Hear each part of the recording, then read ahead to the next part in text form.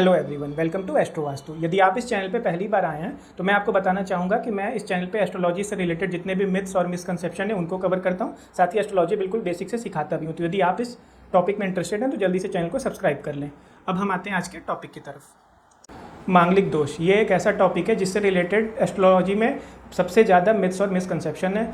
अगर किसी की कुंडली में ये दोष निकल आता है तो लोग डर जाते हैं और एस्ट्रोलॉजर्स अनफॉर्चुनेटली डराते भी हैं। तो आइए आज के इस वीडियो में समझते हैं, इसको पूरी तरह से डिमिस्टिफाई करते हैं। तो सबसे पहले समझते हैं कि मांगलिक दोष होता क्या है। ठीक है, तो हमें जैसे पता है कि कुंडली में 12 हाउसेज होते हैं। ठीक है, तो उसमें से यदि पहले घर में, चौथे घर में, 7वें घर में, 8वें घर में और 12वें घर में यदि अपना प्लैनेट मंगल या मार्स होता है तो उसे हम मांगलिक दोष बोलते हैं। और यदि आप साउथ इंडिया से हैं तो सेकंड हाउस को भी यदि मार्स होता है तो उसको भी हम मांगलिक दोष बोलते हैं। ठीक है, अब इसी से आपको समझ में आ रहा होगा कि सबसे पहले तो ये घबराने वाली बात बिल्कुल नहीं है, क्योंकि अब आप यदि देखें नॉर्थ इंडिया के हिसाब से तो 12 में से 5 हाउसेस में मार्स है, तो 42% के अराउंड चांस है कि लोग मांगलिक होंगे। तो ये कोई रेयर चीज़ नहीं है। यदि 1% 2% लोगों में होती तो हम कह सकते थे हाँ ये मतलब रेयर है। ठीक है, और अगर साउथ इंडिया के अकॉर्डिंग तो 6 घर में है वो, तो 50% चांस हो गया। सबसे पहले ये है। उसके बाद फिर इसमें भी क्या है कि ये परेशानी क्या आती है। जैसे लोग बोलते हैं कि अगर नॉन मांगलिक वाले पर्सन की अगर मांगलिक वाले से शादी हो जाएगी तो नॉन मांगलिक वाले पर्सन की डेथ हो जाती है। तो आइए इसको समझते हैं। सबसे पहले इसमें भी कई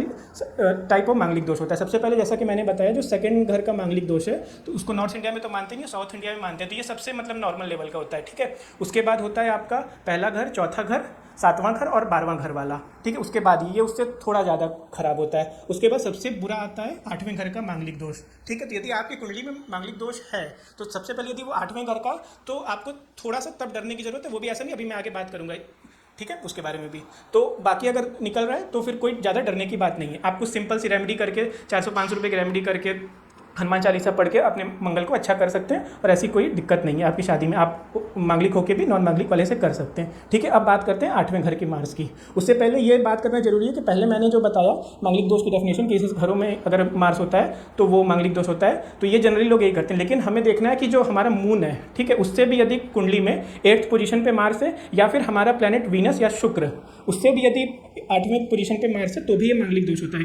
क्यों? क्योंकि शुक्र जो है हमारा स्पाउस होता है। ठीक है, और यहाँ मैरिज की बात करें तो इसीलिए वीनस को भी देखना है। तो यदि आपका तीनों मतलब आपकी कुंडली के 8th हाउस में या मून से 8th या फिर वीनस से 8th है तो ये आपको मांगलिक दोष है और ये आपको सीरियसली लेना चाहिए। अब हम बात करते हैं कि सीरियसली लेने के पहले कुंडली में कुछ स्पेशल योग होते हैं, कुछ अदर प्लैनेटरी कॉम्बिनेशन ऐसे होते हैं जिससे कि ये दोष काफ़ी हद तक नलीफाई हो जाता है। जैसे फॉर एग्जाम्पल अगर सन जो है आपका 6th हाउस में है, ठीक है, या फिर और भी कॉम्बिनेशन है, तो वीडियो लंबा हो जाएगा इसलिए मैं भी नहीं बता रहा हूँ, तो आपका मांगलिक दोष नलीफाई हो जाता है। तो अब जैसे मैंने पहले आपको बताया कि जो सेकंड हाउस वाला जो कि बिल्कुल हल्का वाला मांगलिक दोष है, उसके बाद बाकी चारों जो 1st house, 4th house, 7th house और 12th हाउस वाला, तो ये यदि स्पेशल कॉम्बिनेशन से नलीफाई हो रहा है तब तो बिल्कुल भी घबराने की जरूरत नहीं है। और 8वें दोष का मांगलिक दोष यदि है तो वो भी यदि स्पेशल कॉम्बिनेशन की वजह से नलीफाई हो रहा है तो उसमें आप फिर सिंपल रेमेडी करके उसमें भी प्रोसीड कर सकते हैं। तो आपको सिर्फ डरने की थोड़ी सी ज़रूरत है। मैं भी ये भी नहीं बोलूँगा कि डरने की जरूरत, आपको इसको सीरियसली लेना चाहिए। जब आपका 8th हाउस में है या मून से 8 या वीनस से 8 है मार्स और कोई स्पेशल कॉम्बिनेशन भी उसको प्रोटेक्ट नहीं कर रहा है तो उस केस में आपको थोड़ा केयरफुल रहना चाहिए। लेकिन ये बहुत कम लोगों के केस में होगा, क्योंकि 8th वाला केस जो है वही कम होगा, उसमें भी स्पेशल कॉम्बिनेशन की वजह से काफ़ी हद तक वो रिड्यूस हो जाता है। बहुत लोगों की कुंडली में ऐसा रहेगा। ठीक है, तो ये था मांगलिक दोष के बारे में सारी इन्फॉर्मेशन। आई होप कि आपको वीडियो पसंद आया होगा, और तो वीडियो को लाइक करें और चैनल को सब्सक्राइब करें। Hope to see you again in the next video. Thank you.